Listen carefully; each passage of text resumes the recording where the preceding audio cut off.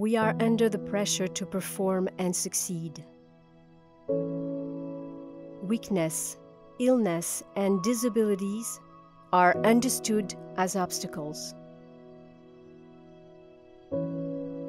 Even in the church, we sometimes feel this pressure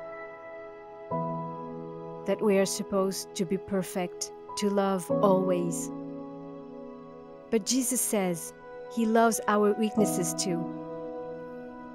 He Himself became weak to save us. Don't feel bad. Embrace your limitations. It will help you to be sensitive to others and to give more space for God.